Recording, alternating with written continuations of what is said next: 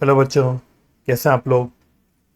तो बच्चों, last class में हमने bank reconciliation statement chapter start किया था, जिसमें आपको उसमें मैंने आपको मेन कॉन्सेप्ट बता दिए थे कि बैंक रिकन्सिलिएशन स्टेटमेंट होता क्या है, कैसे उसमें आपको सोचना होता है कि भाई कैश बुक और पासबुक के बैलेंस में अगर डिफरेंस है तो क्यों है, तो उसका इफेक्ट क्या है।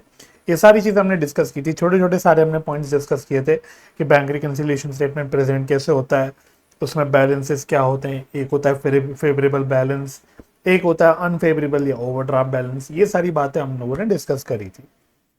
तो आज मैं आपको कराने वाला हूँ कुछ क्वेश्चंस आपके स्टडी मटेरियल के। तो इससे क्या है कि आपको बैंक रिकन्सिलिएशन स्टेटमेंट में हमें कैसे काम करना होता है, कैसे बनाना होता है, ये समझ आ जाएगा। हाँ, वो और बात है कि भाई आपके अभी फिलहाल एग्जाम है, तो एमसीक्यू एग्जाम है, तो आपको बनाना नहीं पड़ेगा, बट आपको आना पड़ेगा। जब तक आपको आएगा ही नहीं बीआरएस बनाते कैसे हैं, तब तक आप एमसीक्यू में अगर क्वेश्चंस बन गए उसको नहीं आंसर कर पाओगे। ठीक है, तो होता क्या है कि बैंक रिकन्सिलिएशन स्टेटमेंट में जो प्रॉपर न्यूमेरिकल क्वेश्चन होता है उसमें आपको पूरी बीआरएस बनानी होती है। उसमें आपको कैश बुक के बैलेंस से स्टार्ट होके पासबुक पे आना पड़ता है, या उल्टा करना पड़ता है, पासबुक के बैलेंस से स्टार्ट होके आपको कैश बुक पे आना पड़ता है। तो उसमें आपको वो अलग अलग आइटम दे देता है, अलग अलग आपको डिफरेंस के कॉजेस बता देता है, आपको उसका इफेक्ट लेना होता है अपने बीआरएस में।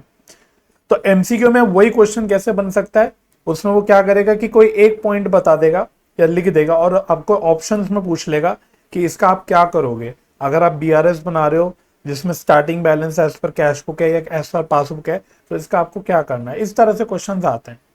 या फिर कभी कभी एक आध दो छोटे मोटे पॉइंट्स डाल के वो आपसे कैश बुक के बैलेंस से पूछ लेगा कि पासबुक का बताओ बैलेंस कितना होगा। तो वेराइटी ऑफ फॉर्म में एमसीक्यूज में भी क्वेश्चन बन सकते हैं। तो अगर आपको प्रॉपर बीआरएस सॉल्व करना आ गया तो फिर आप एमसीक्यू के क्वेश्चंस भी अटेम्प्ट कर पाओगे। और इसी कारण से ऑफ कोर्स आपके फाउंडेशन के स्टडी मटेरियल में ये क्वेश्चंस दे भी रखे हैं, राइट। बाकी ये आपको इंटरमीडिएट में तो डेफिनेटली हेल्प करेगा, क्योंकि वहां पे भी आपको ये करना होगा। चलो, तो फटाफट से आप अपनी किताब खोल सकते हैं, नहीं तो आप यहाँ स्क्रीन पे भी देख सकते हैं, आपकी मर्जी है। पेज नंबर 72 है और इलस्ट्रेशन नंबर है 26। इलस्ट्रेशन नंबर 26 से स्टार्ट करें तो बहुत ही छोटे और बेसिक क्वेश्चन से हम लोग स्टार्ट करेंगे। चलिए चलिए पढ़ना। On 31 December 2021, P. Roy's bank balance as shown by cash book was rupees 75,000। तो कैश बुक का बैलेंस बता दिया, देखो क्वेश्चन ने 75,000, और ये नहीं लिखा कि ये ओवरड्राफ्ट बैलेंस है कि फेवरेबल बैलेंस है। तो इसका मतलब क्या, मैंने आपको बता दिया था कि क्वेश्चन अगर कुछ नहीं मानता तो हम पॉजिटिव थिंकिंग रखते हैं। तो हम बोलते हैं कि भाई ये यानी फेवरेबल बैलेंस होगा, यानी कैश बुक का बैलेंस है तो कैश बुक के हिसाब से ये डेबिट बैलेंस होगा। ठीक है। On receipt of bank statement it was found that. अब देखो आपको तीन चार पॉइंट्स यहाँ पे दे रखे होंगे, एक दो तीन चार, चार पॉइंट्स दे रखे हैं जिसमें कुछ आइटम ऑफ डिफरेंसेस वो आपको बता रहा है। और लास्ट में एक बार पढ़ लो क्या कह रहा है। Show reconciliation of bank balance as per cash book with the bank balance as per bank statement as on 31 December 2021। यानी इन अदर वर्ड्स आपको बैंक रिकंसिलिएशन स्टेटमेंट बनानी है। अब जब भी बैंक रिकंसिलिएशन स्टेटमेंट बनानी होती है बच्चों, सबसे पहला जो आपको काम करना है वो आपको डेट देख लेनी है कि भाई हम कौन सी तारीख को रिकंसिलिएशन कर रहे हैं। मैंने ये पूरी कहानी आपको लास्ट क्लास में बताई थी जिसमें हमने बेस बनाया था कि ये रिकंसिलिएशन किसी पर्टिकुलर डेट पे होता है। हम किसी एक पर्टिकुलर डेट पे कैश बुक और बैंक बुक के बैलेंस को या कैश बुक और बैंक स्टेटमेंट के बैलेंस को रादर मैच करते हैं और उसमें जो डिफरेंस आता है उसके कारण ढूंढते हैं। तो इसलिए डेट पहले मन में एकदम रजिस्टर करना है, आपको प्रॉपर्ली आइडेंटिफाई करना है कि कौन सी डेट को हम रिकंसिलिएशन कर रहे हैं। ठीक है। तो अब मैं क्या करता हूं, मैं एक बार फॉर्मेट बना लेता हूं, फिर हम एक एक करके पॉइंट को लिखेंगे, मतलब देखेंगे और उसको डील करेंगे। तो आप भी मेरे साथ साथ आ जाइए। तो प्रॉपर्ली अपनी नोटबुक में हेडिंग डालना इलस्ट्रेशन नंबर 26। इलस्ट्रेशन नंबर 26 आओ। चलिए, तो हमें बनाना है bank reconciliation statement as on 31 December 2021। इस तरह से आपको हेडिंग डालनी है। तो 31 December 2021 की डेट पे हम लोग बैंक रिकंसिलिएशन स्टेटमेंट बना रहे हैं। चलो, तो अब मैं फॉर्मेट वैसे बना लेता हूँ, बट मेरा भी पर्पस फॉर्मेट पे नहीं है, लेकिन फिर भी एक बार बना लेते हैं। और साथ में इस फॉर्मेट के साथ साथ मैं आपको एक चीज भी बताऊंगा with respect to presentation of bank reconciliation statement. तो एक बार मैं जरा आपको याद दिला देता हूँ कि मैंने आपको लास्ट क्लास में बताया था कि दो तरह की प्रेजेंटेशन फॉलो हो सकती है बैंक रिकंसिलिएशन स्टेटमेंट बनाने में। अरे भाई एक मिनट इधर आ जा। तो दो तरह की प्रेजेंटेशन फॉलो होती है बैंक रिकंसिलिएशन स्टेटमेंट में। एक को हम बोलते हैं बैलेंस प्रेजेंटेशन, एक और दूसरे को हम बोलते हैं प्लस माइनस प्रेजेंटेशन।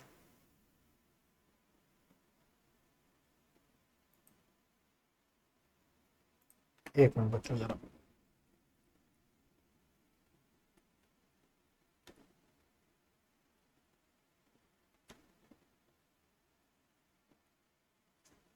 चलो तो जरा मैं एक बार आपको अगर यहां पे लेके आऊं अपने लास्ट क्लास में, ये देखो हमने दो तरह की प्रेजेंटेशन की बात करी थी बैंक रिकंसिलिएशन स्टेटमेंट में। एक थी बैलेंस प्रेजेंटेशन और दूसरा था प्लस माइनस प्रेजेंटेशन। तो इस सवाल में मैं आपको एक बार ना दोनों भी प्रेजेंटेशन दिखाऊंगा। उसके बाद ये नहीं कि हम हर क्वेश्चन में दोनों प्रेजेंटेशन नहीं करेंगे क्योंकि उससे टाइम वेस्ट होगा। तो एक क्वेश्चन में मैं आपको ये करके दिखाऊंगा। तो पहले मैं क्या कर रहा हूं, पहले मैं आपको बैलेंस प्रेजेंटेशन से करके दिखा रहा हूं कि आपको ये बैलेंस प्रेजेंटेशन से कैसे करना होता है। तो बैलेंस प्रेजेंटेशन में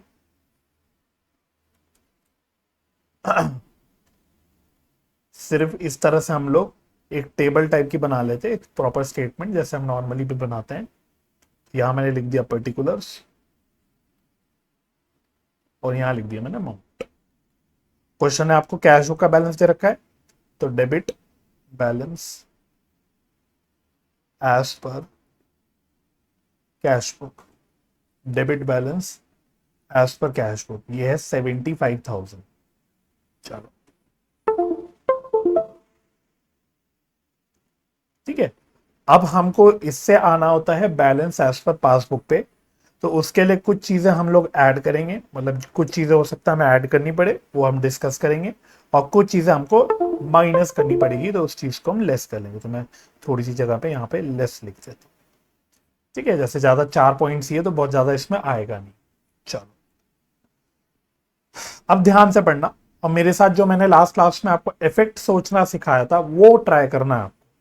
तो फर्स्ट पॉइंट में कह रहा है 3 cheques of ₹3,000, 4,000 and 1,500 drawn in favour of suppliers. Drawn in favour of suppliers का मतलब होता है कि हमने चेक पेमेंट के लिए किसी को दिया, हमने अपने सप्लायर्स को चेक से पेमेंट करने के लिए उनको चेक पकड़ा दी।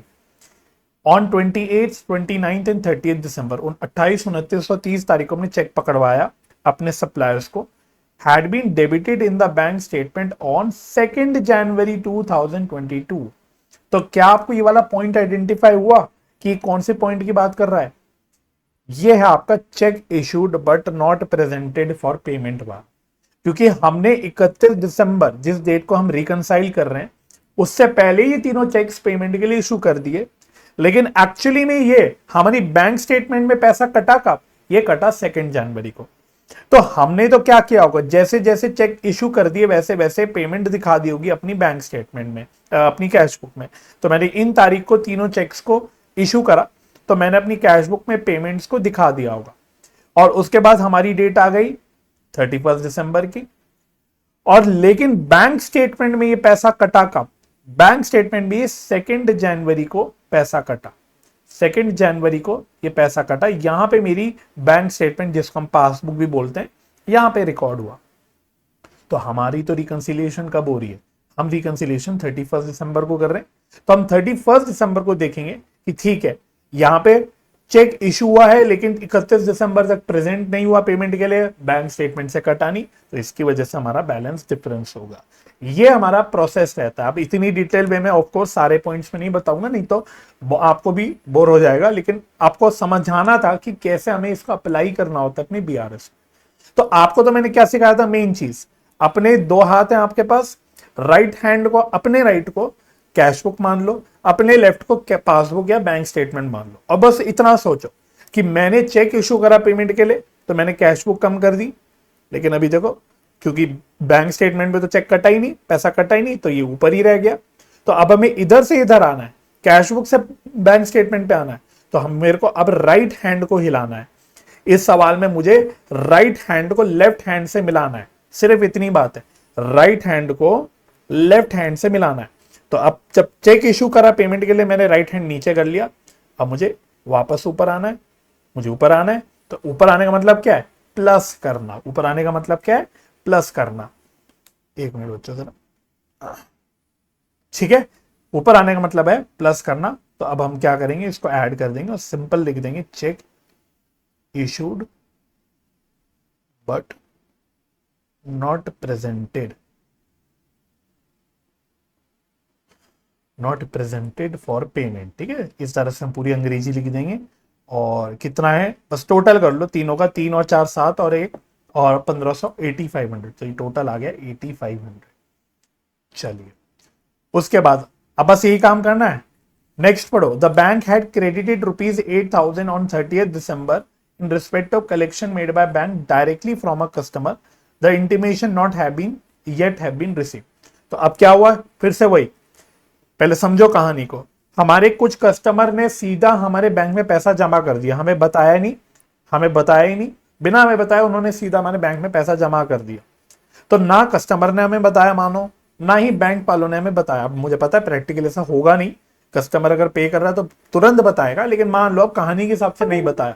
तो अब हुआ क्या, बैंक में तो पैसा आ गया, तो बैंक स्टेटमेंट मेरी बढ़ गई होगी, लेकिन क्योंकि अभी मेरे को इंटीमेशन ही नहीं मिली, तो मैंने कैश बुक में रिकॉर्ड नहीं करा, तो मेरा राइट हैंड नहीं बढ़ा, लेफ्ट हैंड बढ़ गया, राइट हैंड नहीं बढ़ा। तो अब मुझे राइट से लेफ्ट पे आना है, तो फिर से मुझे क्या करना पड़ेगा, राइट हैंड को देखो बढ़ाना पड़ेगा। मुझे राइट हैंड को क्या करना पड़ेगा, बढ़ाना पड़ेगा, ऊपर करना पड़ेगा। इसका मतलब यह अगेन वही चीज हो गई, मुझे ऐड करना है। तो direct deposit by customer, direct deposit by customer not recorded in cash book, not recorded in cash book। ठीक है, कितना अमाउंट है ये 8,000। चलिए अगला पॉइंट, थर्ड पॉइंट में कह रहा है 2 checks of 5,000 and 6,000 were deposited into bank on 30th December। 30 दिसंबर को ये दोनों चेक 5 और 6 के यानी 11,000 के टोटल चेक को मैंने अपने बैंक में जमा किया था। Had been credited in the bank statement on 4th January. 4th जनवरी का मतलब 31 दिसंबर के बाद। तो फिर वही बात हुई, 2 चेक मुझे मिले, मैंने चेक डिपॉजिट कर दिया 30 तारीख को, तो मैंने अपनी कैश बुक में उसको रिकॉर्ड कर दिया होगा, लेकिन मेरी बैंक स्टेटमेंट में पैसा कब आया, 4 जनवरी को, आफ्टर 31 दिसंबर। तो फिर से वही कहानी, जब मैंने चेक जमा कर दिया अपने अकाउंट में, तो मैंने अपनी कैश बुक पे रिकॉर्ड कर दिया, यानी कैश बुक बढ़ा दी, राइट हैंड बढ़ा दिया। लेकिन अभी बैंक में तो 31 दिसंबर तक रिकॉर्ड ही नहीं हुआ, ये आया ही नहीं। तो अब मुझे फिर से राइट से लेफ्ट में आना है, तो मैं क्या करूंगा, राइट हैंड को नीचे कर दूंगा, कम कर दूंगा। कम करने का मतलब माइनस कर दूंगा। ठीक है, तो इसी को पता है क्या बोलते हैं, इसी को मैंने बताया था, इसको बोलते हैं टाइमिंग डिफरेंस। यह है timing difference, check deposited but not clear. तो जो फर्स्ट पॉइंट था और ये जो थर्ड पॉइंट है, दोनों भी टाइमिंग डिफरेंस है, check deposited but not clear. ठीक है, तो इसलिए ये पॉइंट हमने फर्स्ट लेक्चर में पहले सारे डिस्कस कर लिए थे, ताकि अब आपको कोई परेशानी की दिक्कत, मतलब कोई दिक्कत परेशानी ना हो। तो ये हम लेस कर रहे हैं, तो मैं 11,000 यहां पे लेस कर देता हूं। चलिए, उसके बाद लास्ट कहता था बैंक है debited ₹30 as incidental charges on 30th December but not entered in cash. मतलब सिंपल, बैंक ने अपने कुछ चार्जेस काट लिए बैंक स्टेटमेंट में, लेकिन इसको कैश बुक में नहीं एंटर करा। तो बहुत ही सिंपल पॉइंट है भाई, बैंक ने काट दिए तो बैंक स्टेटमेंट में कम हो गया पैसा, लेकिन हमने कैश बुक में नहीं डाला, ये कम नहीं हुआ। तो फिर से अब राइट हैंड को क्या करना है, राइट हैंड को कम करना है, नीचे करना है। तो ये भी हम डाल देंगे bank charges not recorded in cash book, ₹30। That's it. अब जो हमारा बैलेंस अब प्लस माइनस करके निकल के आएगा, that should be the balance as per bank statement.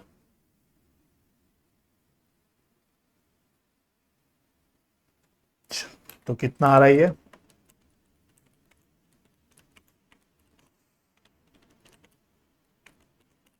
So this is coming out to be 80,470 और पॉजिटिव बैलेंस ही आ रहा है, तो दैट मीन्स ये फेवरेबल बैलेंस ही है। तो अब बैंक स्टेटमेंट के हिसाब से क्या होगा, बैंक स्टेटमेंट के हिसाब से ये क्रेडिट बैलेंस होगा। ठीक है, बता दिया था ना मैंने लास्ट क्लास में कि फेवरेबल बैलेंस होता है तो बैंक स्टेटमेंट में क्रेडिट बैलेंस होता है, कैश बुक में डेबिट होता है। वहीं अगर ओवरड्राफ्ट बैलेंस होता है तो बैंक स्टेटमेंट में क्रेडिट, बैंक स्टेटमेंट में डेबिट होता है और कैश बुक में क्रेडिट होता है। तो इस बात का आपको ध्यान रखना है, ठीक है। तो एक बार चेक कर लो आंसर भाई, वैसे आंसर ठीक ही होगा बट फिर भी अपनी सहूलियत के लिए चेक कर लेना। 80,470 आपके स्टडी मटेरियल में जो प्रेजेंटेशन यूज होती है, बाय द वे बच्चों याद रखना, स्टडी मटेरियल वाले बैंक बैलेंस प्रेजेंटेशन ही दिखाते हैं। तो आपको भी थोड़ा जोर डालना है कि आप बैलेंस प्रेजेंटेशन से कर पाओ। मैं आपको करवाऊंगा, सिखाऊंगा भी। तो रैंडमली चलेंगे, कभी कोई क्वेश्चन हम प्लस माइनस से कर लेंगे, कभी कोई क्वेश्चन हम प्लस बैलेंस प्रेजेंटेशन से कर लेंगे। तो मतलब ये हम थोड़ा रैंडम रखेंगे ताकि आपको दोनों में कंफर्ट आ जाए, ठीक है। वैसे अगर डिस्क्रिप्टिव पेपर होता था फिर तो मैं आपको प्लस माइनस पे स्टिक करवाता, लेकिन क्योंकि एमसीक्यू पेपर है और क्योंकि इंस्टीट्यूट भी फॉलो करता है बैलेंस प्रेजेंटेशन ही अपने उसमें, तो आपसे भी हो सकता है, एक्सपेक्ट किया जा सकता है कि आपको बैलेंस प्रेजेंटेशन के हिसाब से आता हो, लेकिन रियलिटी में दोनों भी ठीक है। तो मैं क्या कर रहा हूं, जैसे कि मैंने आपको बोला था थोड़ा सा टाइम लगा रहा हूं, लेकिन इसी सवाल को एक बार आपको मैं प्लस माइनस प्रेजेंटेशन से भी करके दिखा रहा हूं। तो फिर से देखो, BRS एज ऑन 31 दिसंबर 2021। तो फिर से हम लोग ऐसी एक स्टेटमेंट बना लेते हैं, और अब मैं वैसे क्या कर रहा हूं, मैं प्लस माइनस प्रेजेंटेशन के हिसाब से आपको करके दिखा रहा हूं। तो इससे क्या कि आपको क्लैरिटी आ जाएगी कि आपको काम कैसे करना है, ठीक है।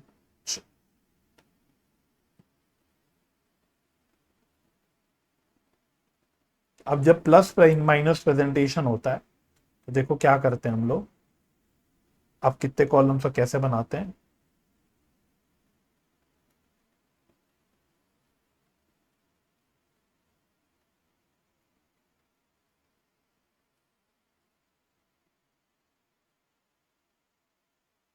अब देखो मेरे कॉलम क्या बनते हैं, एक बना यहां पर्टिकुलर्स, अब यहां मैं लिखता हूं प्लस आइटम, सीधा प्लस लिख देते हैं, और एक हम यहां लिख देते हैं माइनस। तो हम प्लस का और माइनस का अलग अलग कॉलम बना लेते हैं, और ये थोड़ा सा इजी हो जाता है, बच्चों को ये थोड़ा इजी लगता है। अब बाकी काम वही करना है, ठीक है। अब ऊपर वाला ही काम है ना, तो अब दोबारा से डिस्कस एनालाइज नहीं करेंगे क्योंकि अब हम एनालाइज करके यहां पूरा कर चुके हैं, बस इसको अब यहां प्रेजेंट करके आपको दिखाऊंगा। तो स्टार्टिंग पॉइंट हमारा है debit balance as per cash book. अब डेबिट बैलेंस है, फेवरेबल बैलेंस है। जब भी आपका स्टार्टिंग पॉइंट फेवरेबल हो, जब भी आपका स्टार्टिंग पॉइंट फेवरेबल हो, मैं यहां ब्रैकेट में लिख देता हूं कि यहां पे हम फेवरेबल बैलेंस से स्टार्ट कर रहे हैं, तो आपको हमेशा किसके नीचे लिखना है, प्लस के नीचे लिखना है, इररिस्पेक्टिव कि वो कैश बुक का है कि पासबुक का है। फेवरेबल बैलेंस से स्टार्ट कर रहे हो तो प्लस के नीचे लिखना है, वहीं अगर ओवरड्राफ्ट बैलेंस से स्टार्ट करेंगे तो माइनस के नीचे लिखना है। मैं वो भी आपको करके दिखाऊंगा, मैं वो भी करके दिखाऊंगा इसी लेक्चर में, क्वेश्चन है तो उसको मैं करके दिखाऊंगा, प्लस माइनस और बैलेंस से दोनों भी करके दिखाऊंगा, एक ओवरड्राफ्ट वाला क्वेश्चन एक बार, ठीक है जी। चलो, तो ये कितना था यहीं से देखते हुए चलना आप, तो 75,000। तो ये मैं कहां लिख रहा हूं, प्लस के नीचे, रीजन मीन क्योंकि ये एक फेवरेबल बैलेंस है। पहले ये बात आपको आई होप सो समझ आ गई होगी। अब यहां पे जो भी चीजें आपने ऐड करी वो प्लस के नीचे लिखना है, जो भी चीजें आपने माइनस करी वो लेस के माइनस के नीचे लिखना है, सिंपल। बस ये ऐड का प्लस कॉलम है अभी ये समझना है, और लेस का माइनस कॉलम है।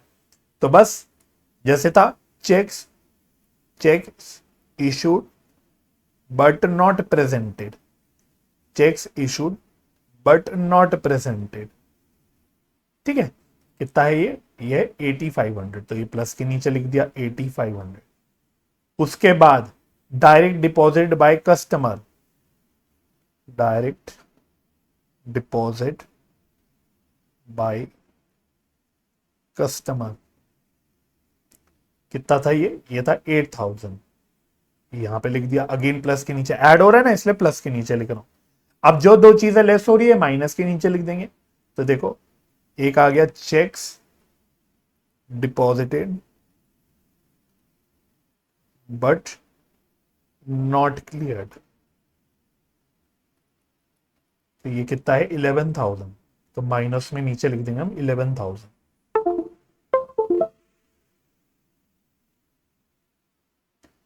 उसके बाद बैंक चार्जेस है, तो मैं सिर्फ अब बैंक चार्जेस करके लिख देता हूं, समझ जाएंगे आप। बैंक चार्जेस ये भी माइनस के नीचे लिख देना है 30। बस इतना काम है आपका बच्चों।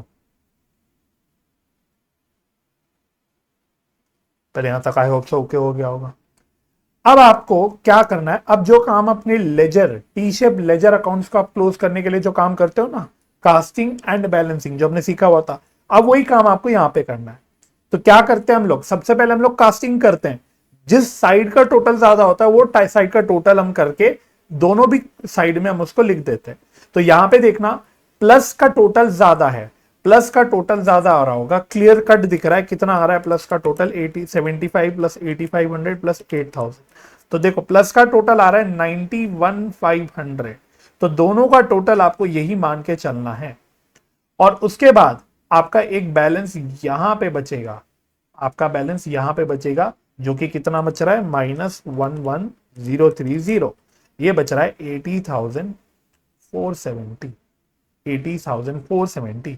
तो ये जो बैलेंस बच रहा है this will be the balance as per bank statement या पासबुक, मतलब जो भी आप बोलना चाहो या जो भी क्वेश्चन बोल रहा हो, पासबुक बोल लो चाहे बैंक स्टेटमेंट बोलो, वो आपकी श्रद्धा है क्योंकि बात तो एक ही है। तो ये मेन आपका आंसर निकल के आ गया जो हमने यहाँ एड लेस करके फाइनल आंसर निकाला था। देखो 80,470 वही आंसर हमारा यहां पे निकल के आ गया, बस प्रेजेंटेशन बदल गई। क्या बदल गई, प्रेजेंटेशन बदल गई।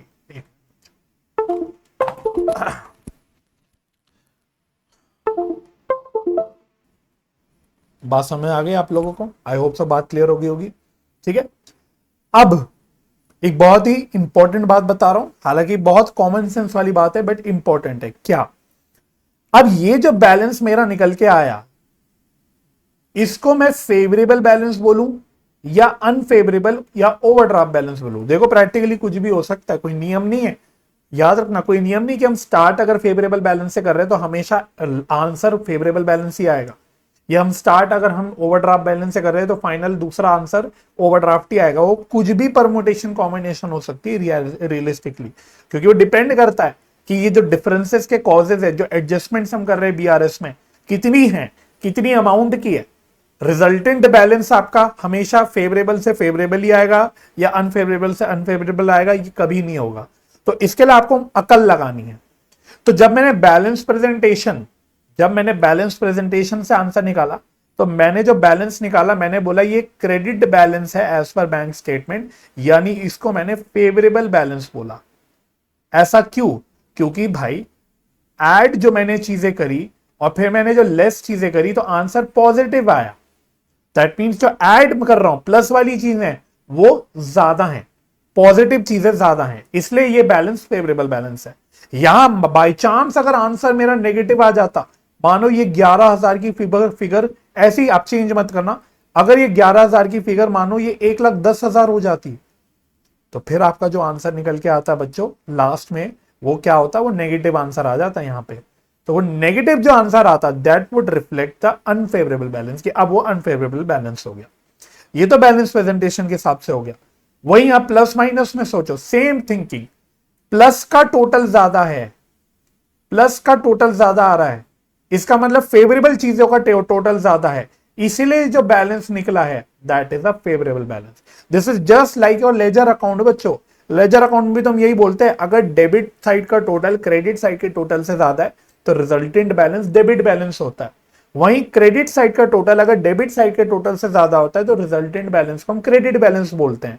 सेम चीज यहां पे भी चल रही है कि प्लस का टोटल अगर माइनस के टोटल से ज्यादा है तो रिजल्टेंट बैलेंस एक प्लस बैलेंस है, माइनस का टोटल वहीं अगर प्लस के टोटल से ज्यादा होता तो रिजल्टेंट बैलेंस एक माइनस होता। ठीक है, तो यहां पे आपको प्लस को एक तरह से मन में फेवरेबल सोचना है, अच्छी चीज, माइनस को आपको अनफेवरेबल सोचना है, बुरी चीज समझने के लिए। तो ये बात आपको समझ आ गई, क्योंकि ये सीए फाउंडेशन के बच्चे भी डाउट पूछते हैं मेरे को।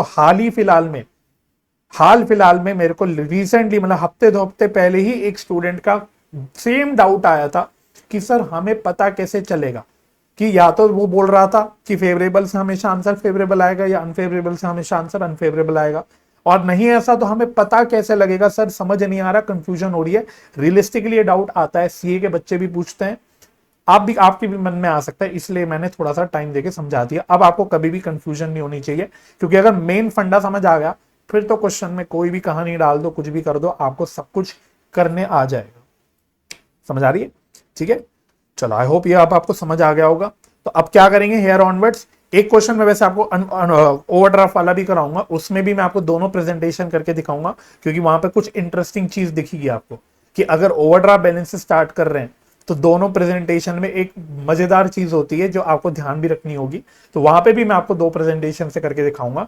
तो इसके अलावा मैं आपको रैंडमली कभी कोई क्वेश्चन बैलेंस प्रेजेंटेशन से करा दूंगा, कभी कोई क्वेश्चन मैं आपको प्लस माइनस प्रेजेंटेशन से करा लूंगा, वो मेरी मर्जी होगी, वो मेरी मर्जी होगी, अपने हिसाब से मैं आपको करके दिखाऊंगा। ठीक है, चलो फटाफट से बढ़ते हैं नेक्स्ट क्वेश्चन की ओर। और अब थोड़ा फास्ट करेंगे, अभी क्योंकि एक क्वेश्चन समझाना था तो मैं धीरे चला, लेकिन अब थोड़ा फास्ट चलेंगे।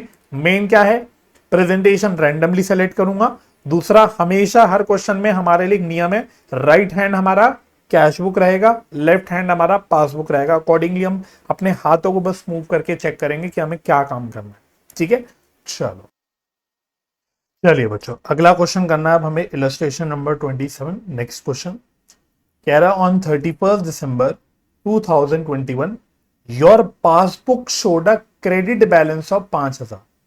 तो 31 दिसंबर 2021 को हमारी पासबुक में क्रेडिट बैलेंस आ रहा था। तो पासबुक की क्रेडिट बैलेंस का मतलब क्या होता है? It means favourable balance, it means favourable balance, अच्छा बैलेंस। अब आगे के पॉइंट्स बीआरएस वाले पॉइंट्स होंगे। लास्ट एक बार मैं लाइन पढ़ के बता देता हूं, देखो क्या क्वेश्चन पूछ रहा है आपसे। वो कह रहे डिटरमाइन करो the balance as per cash book as on that date. तो कह रहे 31 दिसंबर को बताओ कैश बुक का बैलेंस क्या होगा। तो अल्टीमेटली आपको क्या बनाना है, बीआरएस बनाना है। तो बीआरएस बनाएंगे तो हमें ऑटोमेटिकली कैश बुक का बैलेंस पता लग जाएगा। ठीक है, तो एक काम करो, पहले फॉर्मेट बना लेते हैं, BRS as per BRS as on 31 December 2021। यह आ गया पर्टिकुलर्स, ठीक है, यह आ गया प्लस, तो इसको ऐसे भी लिख देते प्लस आइटम माइनस आइटम। तो यानी प्लस माइनस प्रेजेंटेशन से कर रहा हूं ये वाला सवाल में। ठीक है, और स्टार्टिंग बैलेंस हमें दे रखा है credit balance as per passbook. Credit balance बोले तो फेवरेबल बैलेंस, और फेवरेबल बैलेंस स्टार्टिंग पॉइंट है तो किसके नीचे लिखना है हमको, प्लस के नीचे लिखना है। तो ये कितना है, 5,000 रुपए। चलो देखो स्टार्ट कर लो, ये हमारा एक क्वेश्चन अब स्टार्ट होने को तैयार है। अब एक एक पॉइंट पढ़ना है। अब बस इतनी दिक्कत है कि इस क्वेश्चन में उसने पॉइंट्स पैराग्राफ में दे दिए। जनरली बीआरएस के क्वेश्चन में पॉइंट बाय पॉइंट वो पॉइंट्स देता है, जैसे पिछले क्वेश्चन में 1 2 3 4 करके डाला था उसने, यहां उसने सब कुछ एक पैराग्राफ बना के दे दिया। इतना ही है बस, है कुछ भी नहीं। ठीक है, तो कुछ 8-10 पॉइंट होंगे, वो उसने पैराग्राफ में डाल दिए छोटे छोटे, उसकी आपको बस एडजस्टमेंट करनी है। एडजस्टमेंट करके आपको कैश बुक का बैलेंस निकालना है। चलो आई होप रेडी हो गए होंगे बच्चों, आप स्टार्ट करते हैं। तो अब मैं पहला पॉइंट पढ़ता हूं। तो सबसे पहले कह रहा है before that date you had, अब यहां से बोलो, issued checks worth ₹1,000 of which checks worth ₹300 were not yet in cash। issued cheque किया उसने, इशू करने की बात बोली, इसका मतलब चेक से पेमेंट करी। तो कह रहा हमने टोटल 1,000 रुपए की चेक से पेमेंट करी, उसमें से लेकिन 300 रुपए अभी भी इन कैश नहीं हुए। इन कैश का मतलब क्या है कि हमारे बैंक से कटे नहीं। तो ये पता है वही है, check issued for payment but not presented बोल लो या बट नॉट इनकैश्ड बोल लो, अंग्रेजी कुछ भी बोल लो, पॉइंट वही है कि चेक पेमेंट के लिए इशू करे 1,000 रुपए के, मैंने 1,000 रुपए से अपना कैश बुक पूरा कम कर दिया, लेकिन उसमें से 300 रुपए का ऐसा अमाउंट था जो अभी बैंक में क्लियर ही नहीं हुआ। तो मैं तो सिर्फ 300 रुपए की बात कर रहा हूं, मेरे लिए 1,000 रुपए वाले का पॉइंट कुछ भी नहीं है। हमारे लिए इंपॉर्टेंट पॉइंट है ये 300 रुपए का, कि भाई इसमें से 300 रुपए के चेक जो इशू है वो अभी बैंक में कटे नहीं। तो क्या हुआ, कैश बुक मैंने कम कर ली, 300 रुपए से, लेकिन अभी बैंक नहीं कम हुआ, पासबुक कम नहीं हुआ। तो मुझे क्या करना पड़ेगा, अब मुझे लेफ्ट से राइट पे आना है। देख लो स्टार्टिंग पॉइंट मेरा लेफ्ट हैंड है, पासबुक है, और मुझे पहुंचना राइट हैंड तक है, कैश बुक तक है। तो अब कैश बुक कम हो गई तो मुझे पासबुक भी कम करनी पड़ेगी। तो यानी ये माइनस आइटम हो गया, राइट। तो देखो मैं लिख देता हूं check issued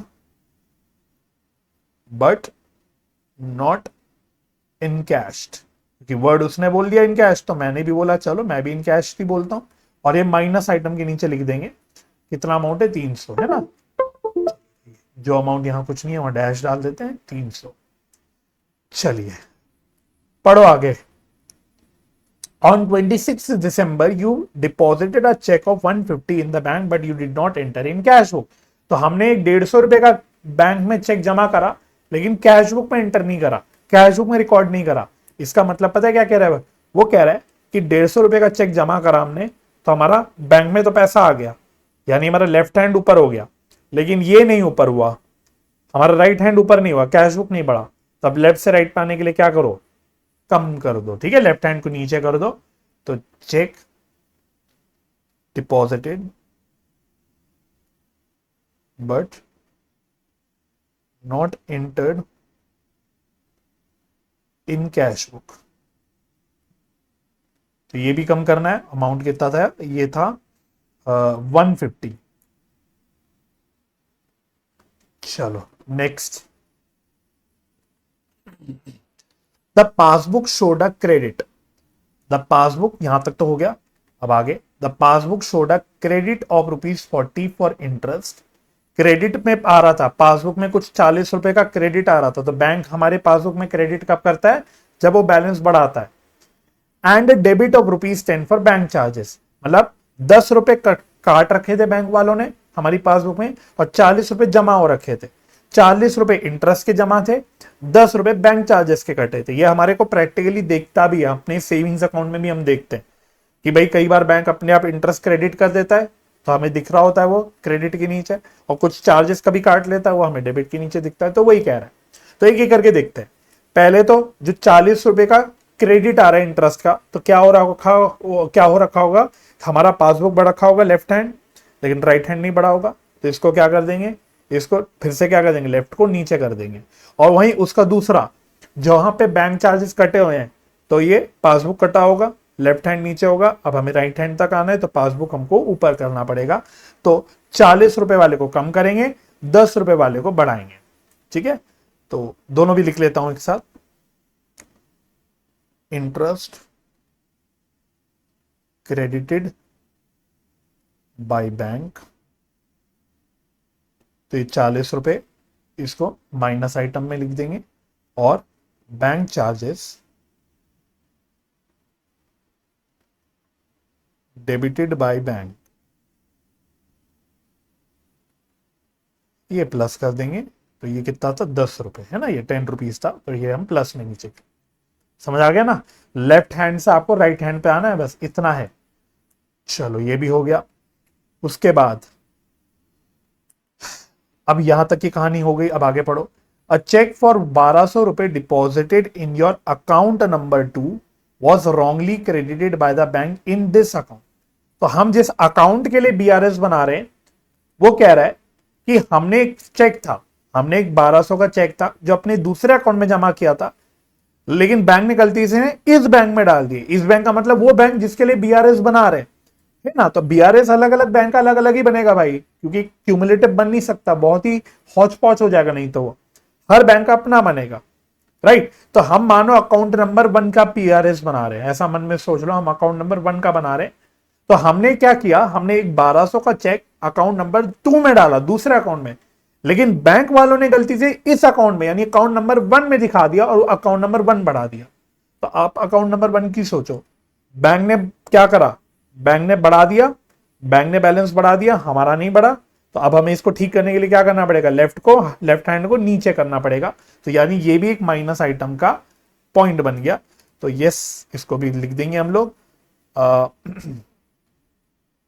check wrongly credited in this account by bank। ठीक है, तो कितना 1200 था ना, यस 1200 था। तो इसको हम लोग माइनस आइटम में लिख देंगे, ठीक है, कम कर देंगे। उसके बाद आगे बढ़ो, ये हो गया।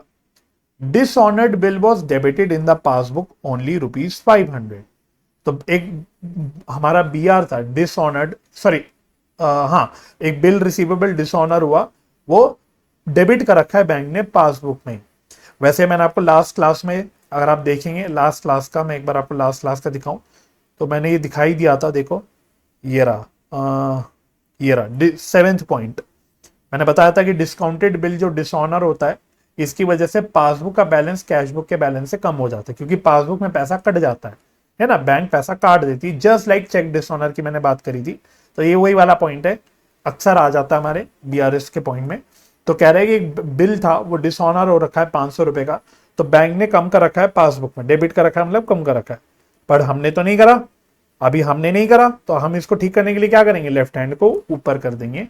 तो बस इसको प्लस आइटम में डाल देना है, डिस्काउंटेड बिल डिसऑनर्ड, बस ऐसे लिख देता हूं, डिस्काउंटेड बिल डिसऑनर्ड 500 रुपए।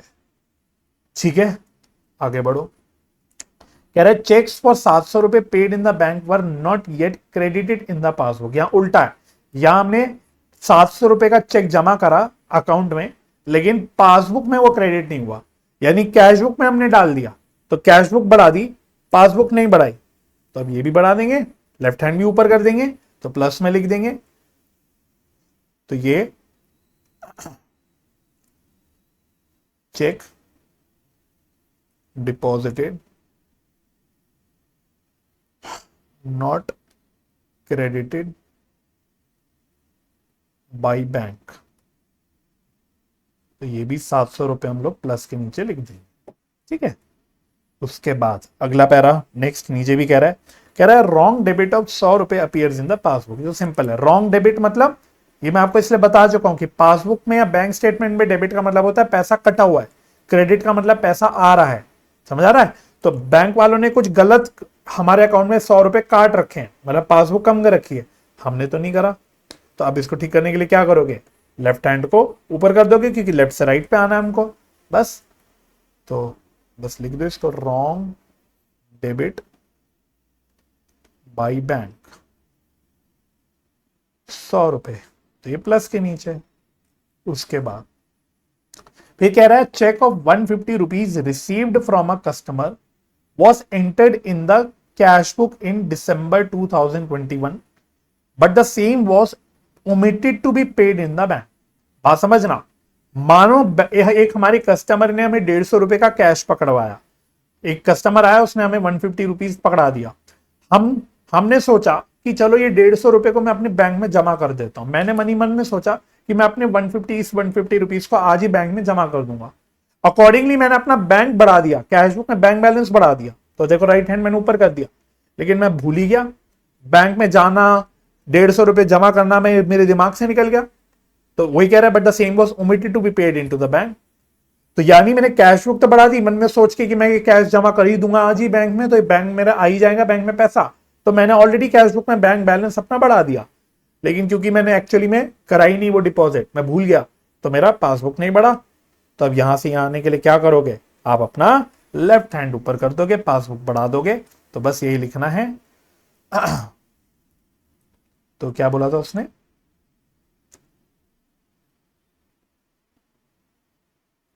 अच्छा चेक रिसीव बोला था कि चलो ठीक है 150 रुपए का चेक मिला हमें कस्टमर से, जिसको हम जमा करना भूल गए थे, कैश नहीं बोला था उसने, चेक बोला था। तो कोई बात नहीं, कहानी वही है कि चेक मिला, हमने हमने सोचा हम जमा कर देंगे, हमने अपना बैंक बढ़ा दिया, लेकिन उसको हमने जमा ही नहीं करा। तो चेक रिसीव्ड, ऐसे लिख लो, cheque receive omitted to be deposited in bank.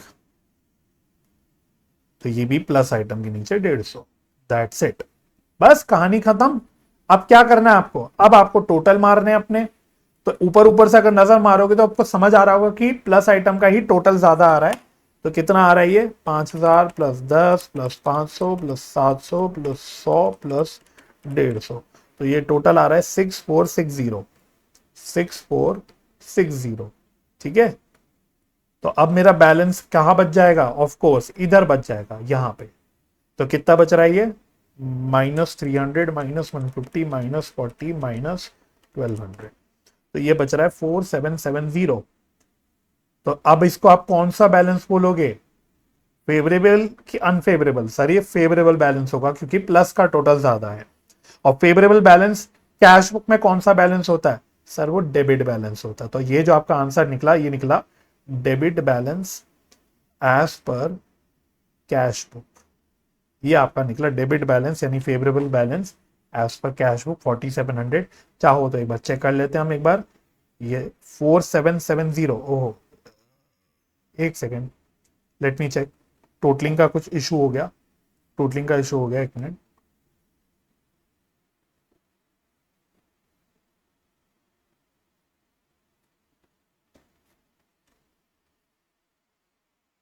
Total हमारा कितना आया था 6460, एक minute, 6460 minus 300 minus 150 minus 40 minus 1200, sorry ये 4770 आ रहा था बच्चों। मैंने शायद जल्दबाजी में उसको 70 100 लिख दिया, बट आ रहा था 4770, मतलब सही आंसर आ रहा है, आंसर गलत नहीं आ रहा। बस मैंने जल्दबाजी में 4700 लिख दिया था, आ यही आंसर आया। लेकिन मेन में क्या दिखा रहा था कि डेबिट बैलेंस आया, देखो कैश बुक का डेबिट बैलेंस आया। हाँ, बुक वालों ने क्या किया है, बुक वालों ने बैलेंस प्रेजेंटेशन से किया है। तो मैं इसलिए मेजोरिटी क्वेश्चन प्लस माइनस ही करा दूंगा, क्योंकि बैलेंस प्रेजेंटेशन तो आपको बुक में ही मिल जाएगा अपने स्टडी मटेरियल में। तो अगर आप देखना चाहोगे ये क्वेश्चन बैलेंस प्रेजेंटेशन से कैसे करना है, तो सिंपली अपने स्टडी मटेरियल का आंसर देख लेना, आपको समझ आ जाएगा। ठीक है, यस सर। चलिए, इलस्ट्रेशन नंबर 28, अगला क्वेश्चन इलस्ट्रेशन नंबर 28। तो अब ये इंपॉर्टेंट है क्योंकि अब हम ओवरड्राफ्ट बैलेंस से स्टार्ट करेंगे इस क्वेश्चन में। इस क्वेश्चन में कहानी ओवरड्राफ्ट बैलेंस से स्टार्ट होगी। तो इसमें आपको कुछ मजेदार सिखाना है, plus minus and balance presentation के हिसाब से आपको कैसे चलना होता है। तो एक बार जरा पढ़ लो पहले क्वेश्चन क्या कहता है। The bank passbook of mister Anil showed an overdraft balance of 6000 on 31 December 2021। यानी हमारी पासबुक में कौन सा बैलेंस आ रहा है, ओवरड्राफ्ट बैलेंस आ रहा है। तो पासबुक में ओवरड्राफ्ट बैलेंस आने का मतलब कहीं ना कहीं होता है debit balance, right. Prepare bank reconciliation statement based on the following details. तो अल्टीमेटली आपको बैंक रिकंसिलिएशन स्टेटमेंट बनानी है। तो मैं करूंगा पहले क्या काम, मैं पहले आपको प्लस माइनस प्रेजेंटेशन से करके दिखाऊंगा, बिकॉज प्लस माइनस में बहुत आसान रहता है काम। बैलेंस प्रेजेंटेशन में थोड़ा सा एक हमें एक्स्ट्रा थिंकिंग करनी पड़ती है, वो भी मैं आपको अभी बताऊंगा। तो पहले काम करते हैं, इस सवाल के लिए फॉर्मेट रेडी कर लेते हैं। तो इलस्ट्रेशन नंबर कौन सा है 28।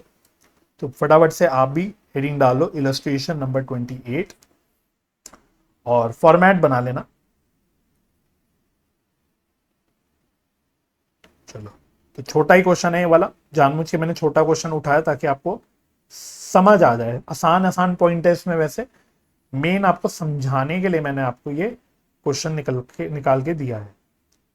ठीक है, तो थोड़ा सा और छोटा कर देते हैं यहाँ पे। तो ये आ गया एक माइनस कॉलम, ये आ गया प्लस कॉलम।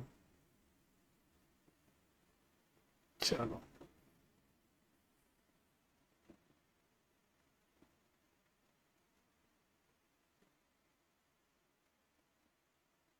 राइट।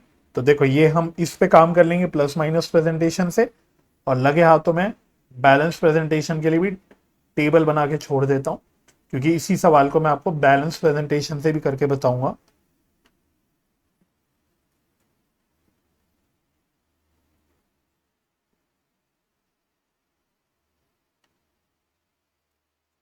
एक मिनट चलो जरा,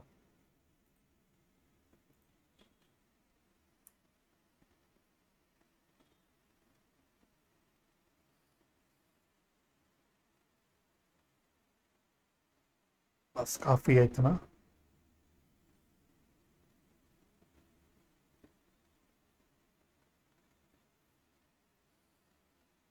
इसमें अमाउंट का सिर्फ एक ही कॉलम बनता है बैलेंस प्रेजेंटेशन में। ठीक है,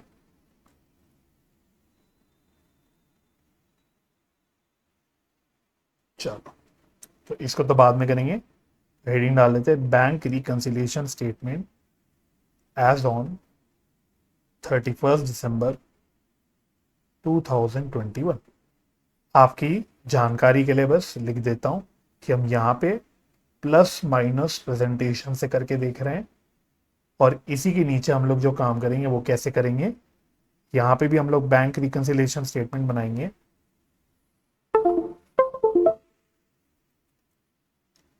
यहाँ पे भी हम बैंक रिकंसिलिएशन स्टेटमेंट बनाएंगे ऑन 31 दिसंबर 2021, और यहाँ जो मैं काम करूंगा वो बैलेंस प्रेजेंटेशन से करके दिखाऊंगा। ठीक है, अच्छा तो देखो अब मेरा फॉर्मेट पूरा तैयार हो गया, माय फॉर्मेट इज रेडी, सिर्फ अब काम करना बच गया।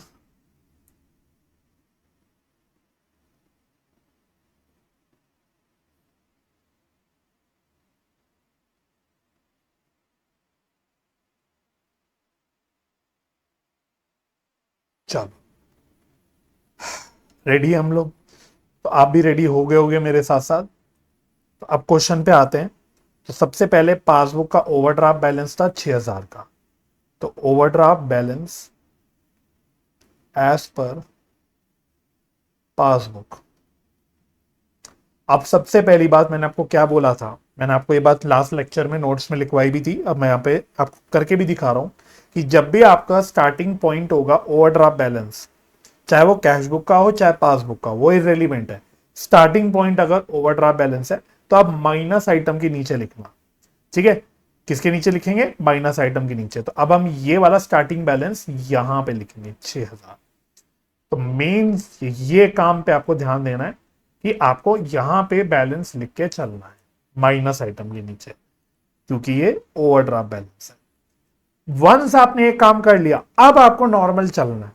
अब वही नॉर्मल जैसे अभी तक हम काम कर रहे थे, जैसे पिछला क्वेश्चन भी हमने जो किया था उसमें हमारा स्टार्टिंग पॉइंट क्या था, पिछले क्वेश्चन में भी पासबुक ही हमारा स्टार्टिंग पॉइंट था, बिल्कुल उसी प्रकार से अब आपको यहाँ पे आगे का काम करना है। राइट, चलो फटाफट से करते हैं। तो पहला है cheques issued but not presented 5500। तो क्या हुआ, चेक इशू करी पेमेंट के लिए, कैश बुक कम कर दिया, राइट हैंड कम कर दिया, हमें लेफ्ट से राइट पे आना है। तो अब लेफ्ट से राइट पे आने के लिए क्या करोगे, इसको भी कम कर दोगे, इसको भी कम कर दोगे, तो यानी माइनस आइटम हो गया। तो लिख लो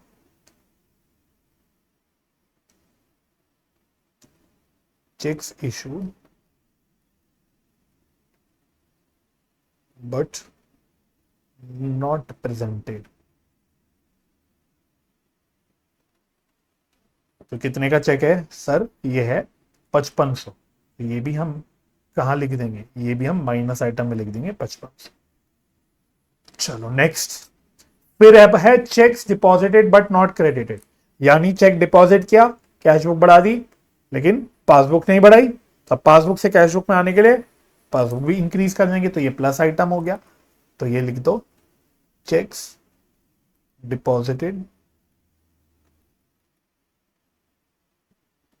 बट नॉट क्रेडिटेड। ठीक है, तो ये अमाउंट है 9000। चलो अगला, फिर कह रहा है बैंक कमीशन 30 रुपए was entered only in the passbook. तो बैंक ने कुछ कमीशन वगैरह अपना काटा 30 रुपए का, वो पासबुक में आ रहा है, कैश बुक में नहीं रिकॉर्ड हुआ। तो पासबुक कम हो गई, कैश बुक कम नहीं हुई, तो पासबुक को क्या करोगे, पासबुक से कैश बुक पे आने के लिए देखो लेफ्ट हैंड मेरा बढ़ा दोगे। ठीक है, मेरा लेफ्ट हैंड आपको राइट दिख रहा होगा, लेकिन आप बात समझ गए कि ये लेफ्ट हैंड मुझे अपना बढ़ाना पड़ेगा, ऊपर करना पड़ेगा, आप अपना हाथ देखते हुए चलना। तो कमीशन डेबिटेड बाय बैंक 30 रुपए यहां पे। उसके बाद नेक्स्ट, फिर कह रहा है cheque for ₹6500 issued in settlement of a debt was encashed on 28 December, but गलती क्या हुई, but entered in the cash book as 8500। तो कह रहा है कि हमने एक चेक इशू करा, इशू का मतलब क्या हुआ कि पेमेंट के लिए हमने इशू करा 6500 का, लेकिन गलती से इसको हमने कैश बुक में दिखा दिया 8500 पे। मतलब पेमेंट मैंने करी 6500 की, गलती से कैश बुक में पेमेंट रिकॉर्ड कर दी 8500 पे। इसका मतलब क्या हुआ कि मैंने एक्सेस पेमेंट रिकॉर्ड कर दी कितने रुपए से, 2000 रुपीज से। तो अब मेन जो मुद्दे की कहानी है वो इस 2000 रुपए की है, क्योंकि ये डिफरेंस का पॉइंट है। पेमेंट 6500 की हुई, पासबुक में भी 6500 ही आई हुई होगी पेमेंट जो एक्चुअल हुई है, बस कैश बुक पे हमने 8500 दिखा दी, मतलब 2000 ज्यादा दिखा दी। तो अब मेन डिफरेंस का पॉइंट ये है। तो अब इस 2000 रुपए के पॉइंट ऑफ व्यू से सोचना कि मैंने 2000 की पेमेंट ज्यादा दिखा दी, तो मतलब मेरा कैश बुक 2000 से कम हो गया होगा, और राइट। लेकिन क्या पासबुक कम हुआ? सर नहीं, पासबुक कम नहीं हुआ। तो अब इसको क्या कर दोगे, पासबुक को भी कम कर दोगे, तो ये माइनस आइटम हो जाएगा। तो check issued recorded in cash book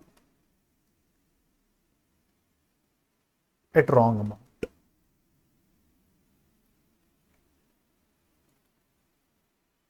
$2000 minus, that's it, बात खत्म। ठीक है, तो सारे पॉइंट्स हो गए। अब चेक करोगे कौन से कॉलम का टोटल ज्यादा है, प्लस का कि माइनस का। तो दिख रहा होगा आपको मेरे ख्याल से कि सर क्लियरली प्लस का ही टोटल ज्यादा है। तो कितना आ रहा है, 6000 प्लस 5500 प्लस 2000, तो टोटल आ रहा है 13500। 13500, तो 13500 दोनों साइड का टोटल हो गया माइनस 9030। तो ये आ रहा है 4470। 4470 आ रहा है मेरा, ये आ रहा है balance as per cash book. अब फिर सवाल उठा, सर ये ओवरड्राफ्ट बैलेंस ही आ रहा होगा कि फेवरेबल बैलेंस आ रहा होगा? तो उसके लिए क्या देखना है, किसका टोटल ज्यादा था? माइनस का टोटल ज्यादा था, माइनस का टोटल ज्यादा था। इसका मतलब ये जो बैलेंस आ रहा होगा वो ओवरड्राफ्ट बैलेंस ही आ रहा होगा। समझ आ गई? तो माइनस का टोटल जब प्लस के टोटल से ज्यादा है तो ओवरड्राफ्ट बैलेंस आएगा, प्लस का टोटल माइनस के टोटल से ज्यादा है तो नॉर्मल फेवरेबल बैलेंस आएगा। तो इसको हम क्या बोलेंगे, हम बोलेंगे ओवरड्राफ्ट, या फिर आप ये भी बोल सकते हो credit balance as per cash book. As per cash book. क्यों क्रेडिट बैलेंस क्यों बोला, ओवरड्राफ्ट बैलेंस क्यों बोला? तो ऐसे ही लिख लेता हूं, सिंस माइनस का जो टोटल है वो प्लस के टोटल से ज्यादा था, इसलिए हमने क्या बोला कि ये जो आंसर आया हमारा, ये आया है ओवरड्राफ्ट बैलेंस। तो मैं एक बार मिला लूं आंसर, फाइनल आंसर मिला लेते, प्रेजेंटेशन गोली मारना। तो देखो ओवरड्राफ्ट बैलेंस यानी क्रेडिट बैलेंस आ रहा है कैश बुक का, कितना आ रहा है सर, 4470। 4470। पहले हमें यहां तक बात ओके हो गई, पहले इतनी बात ओके हो गई। तो आंसर तो निकालना आपको समझ आ गया कि चलो ओवरड्राफ्ट बैलेंस से भी अगर स्टार्ट करना पड़ा तो आप आंसर कैसे निकालोगे। अब मैं आपको क्या दिखाना चाहता हूं, मैं इसी का बैलेंस प्रेजेंटेशन दिखाना चाहता हूं। रीजन बीइंग, क्योंकि ये क्वेश्चन जब एमसीक्यू फॉर्म में ड्राफ्ट होगा तो ड्राफ्ट ही ऐसा होगा कि आपको बैलेंस प्रेजेंटेशन के हिसाब से ही चलना पड़ेगा, आपको बैलेंस प्रेजेंटेशन के हिसाब से ही चलना पड़ेगा। तो क्योंकि यहां पे ओवरड्राफ्ट बैलेंस से स्टार्ट हो रहा है क्वेश्चन, तो यहां पे अब बैलेंस प्रेजेंटेशन थोड़ा सा घूम जाता है, थोड़ा सा घूम जाता है। तो 2 सितारे मार लो इस पे।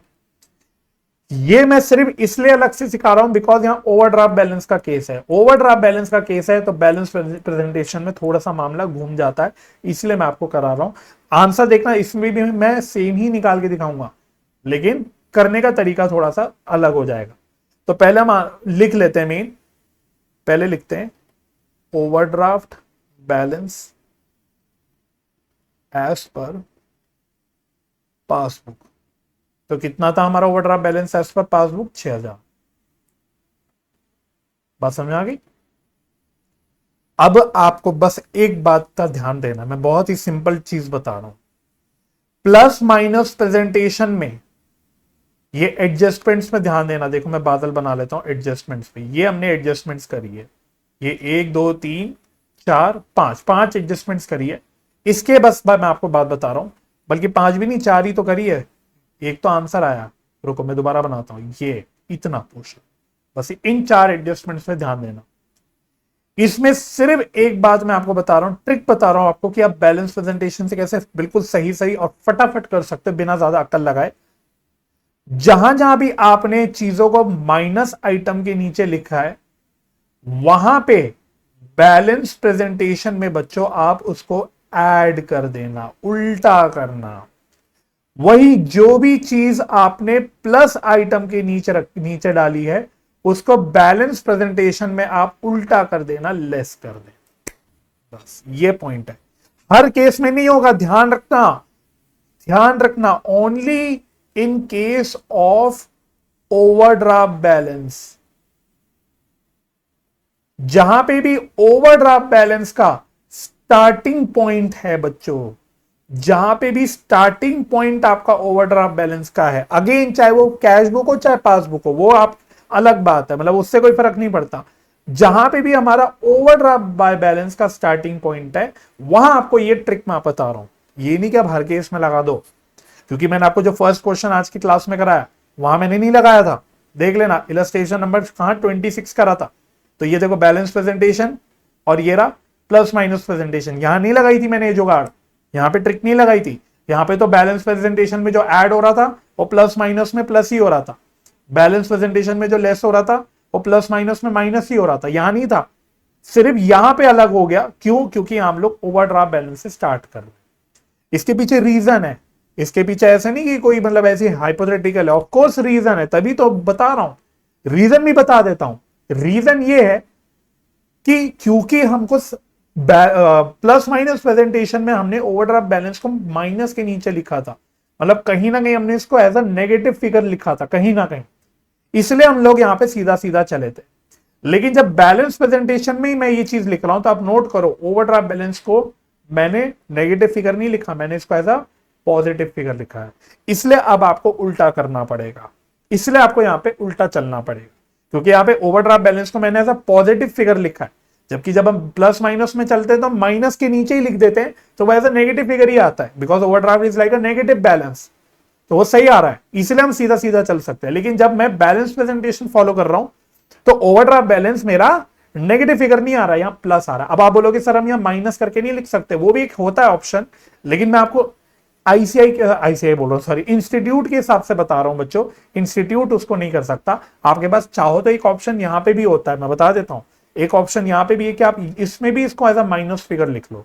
अगर आपने इसको माइनस फिगर में लिख लिया फिर आप सीधा सीधा चल सकते हो, लेकिन आपका इंस्टीट्यूट ऐसा नहीं चलता ना, वो क्वेश्चन की जब ड्राफ्टिंग करेगा एमसीक्यू में स्पेशली, तो वो ऐसा ड्राफ्ट ही नहीं करेगा, वो आपको सीधा सीधा बताएगा ओवरड्राफ्ट बैलेंस पासबुक का 6000 है, कोई भी इनमें से एक आइटम, जैसे चारों में से कोई भी एक चीज पूछ लेगा और ऑप्शन बताएगा, बताओ for example check issued but not presented for payment, check issued but not presented for payment, क्या करोगे? ऐड करोगे कि लेस करोगे? बैलेंस ओवरड्राफ्ट बैलेंस है, विल बी एडेड, डिडक्टेड, या दो ऑप्शन और कुछ और बना देगा, आपको आंसर देना पड़ेगा। तो आपको यहां पे जो आंसर देना है वो इसके हिसाब से देना पड़ेगा, क्योंकि अगर आप नेगेटिव फिगर का स्टार्टिंग पॉइंट लिखोगे तो आपका आंसर अलग आ जाएगा, जबकि इंस्टीट्यूट आपको सीधा पॉजिटिव फिगर से ही पूछ रहा है कि अगर आप ओवरड्राफ्ट बैलेंस को सिंपल 6000 लेके चल रहे हो तो उस ओवरड्राफ्ट बैलेंस में क्या करोगे, उस ओवरड्राफ्ट बैलेंस में ऐड करोगे या लेस करोगे, उस तरह से वो पूछता है आपसे, इसलिए मैं आपको ये ट्रिक बता रहा हूं।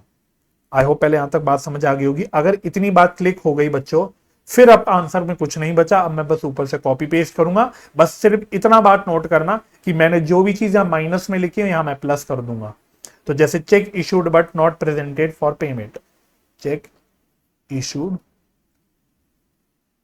But not presented for payment, तो क्योंकि यहां माइनस में लिखा हुआ है 5500, तो कहीं ना कहीं हम इसमें बोल रहे हैं कि ये प्लस हो रहा है, मतलब ये ओवरड्राफ्ट बैलेंस को बढ़ाएगा, मेरी कैश बुक के ओवरड्राफ्ट बैलेंस को इंक्रीज करेगा।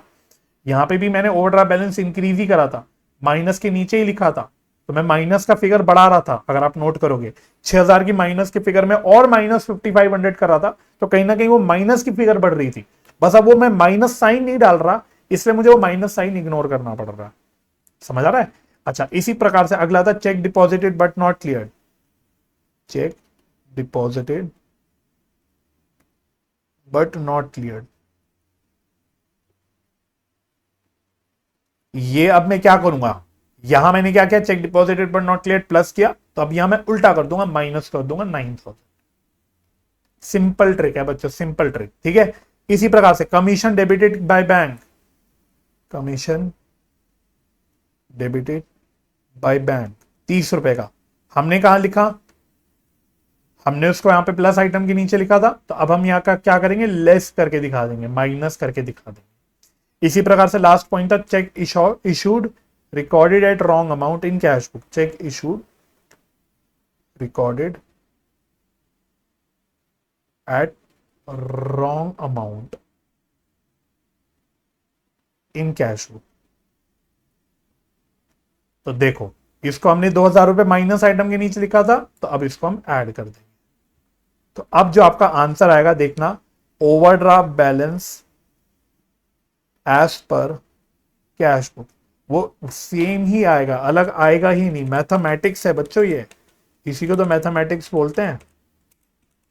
देखो यार है 4470, सेम आंसर आ रहा है, सेम चीज आ रही है, लेकिन अब उसके प्रेजेंटेशन चेंज होगी, दैट्स इट। ये बात का ध्यान रखना है। तो मैं रिपीट कर रहा हूं, ये जुगाड़ जो मैंने बताई, जो तरीका मैंने बताया, ये जो मैंने आपको ट्रिक बताई, ये सिर्फ कब लगनी है, ओवरड्राफ्ट बैलेंस जब आपका स्टार्टिंग पॉइंट होगा तब लगनी है। तो जब भी ओवरड्राफ्ट बैलेंस से स्टार्ट कर रहे हो, चाहे वो पासबुक का हो चाहे कैश बुक का हो, और आप बैलेंस प्रेजेंटेशन फॉलो कर रहे हो, तो आपको क्या करना है, पहले सीधा सीधा सोच लेना है, जैसे अभी तक हम प्लस माइनस में भी सोच रहे थे, है ना। तो आपने ओवरड्राफ्ट बैलेंस से स्टार्ट किया, आप मन में बस सोचोगे प्लस माइनस के हिसाब से वो प्लस होगा कि माइनस होगा। जो आपका जवाब आएगा, आपने बोला प्लस होगा ये, तो बैलेंस प्रेजेंटेशन में उल्टा कर देना, लेस कर देना। सिमिलरली आपने जो प्लस माइनस में सोचा ये प्लस होगा, तो अब बैलेंस प्रेजेंटेशन में उसको उल्टा कर देना, माइनस कर देना, लेस कर देना। ये सिंपल ट्रिक है, लेकिन तभी लगानी है जब ओवरड्राफ्ट बैलेंस आपका स्टार्टिंग पॉइंट हो। अगर फेवरेबल बैलेंस ही है फिर कोई दिक्कत नहीं, फिर चाहे आप प्लस माइनस फॉलो करो चाहे बैलेंस प्रेजेंटेशन फॉलो करो, आपका तरीका सेम ही होगा, वहां चेंज नहीं होगा।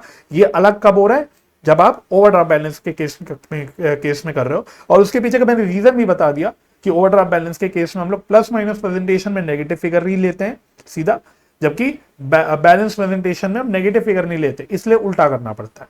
क्योंकि हम माइनस को प्लस ही लिख रहे हैं, तो अब पूरा आपको यूनिफॉर्मिटी लगानी पड़ती है कि अब हर जगह माइनस को प्लस लिखना है, प्लस को माइनस लिखना है। समझ आ गई बात? चलो, तो अगर ये बात समझ आ गई है तो बस आज इतना ही करते हैं। तो इतने क्वेश्चंस रिवाइज कर लेना, अच्छे से रिवाइज कर लेना। जितनी बात मैंने बताई, मैंने आपको सारा कॉन्सेप्ट क्लियर करवा दिया। अगली क्लास में भी हम क्वेश्चंस करेंगे और साथ में कॉन्सेप्ट भी कवर करने की कोशिश करेंगे एमेंडेड कैश बुक का, वो भी एक इंटरेस्टिंग कॉन्सेप्ट होता है। लेकिन मेन आपका बेस बन गया है पूरे चैप्टर का, बेस आपका यही है, कॉन्सेप्ट यही है, अब इसमें हेर फेर है।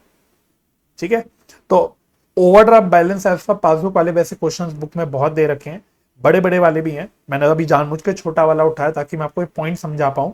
अब नेक्स्ट क्लास में ओवरड्राफ्ट बैलेंस वाले क्वेश्चंस को मैं आपको बैलेंस प्रेजेंटेशन से करके दिखाऊंगा, ताकि आपको दिमाग में वो चीज अच्छे से क्लियर हो जाए और वो आपकी अच्छे से प्रैक्टिस हो जाए मेरे साथ साथ। राइट, चलो तो आज के लिए बस इतना ही, आपकी छुट्टी। अगर लेक्चर अच्छा लगा बच्चों, हेल्पफुल लगा, तो प्लीज प्लीज प्लीज लाइक कर देना, अपने दोस्तों के साथ शेयर कर देना ताकि उन तक भी ये लेक्चर पहुंच जाए। चैनल अभी तक सब्सक्राइब नहीं किया तो मेरा चैनल भी सब्सक्राइब कर देना, और फ्यूचर लेक्चर की नोटिफिकेशन के लिए बेल आइकन प्रेस कर देना।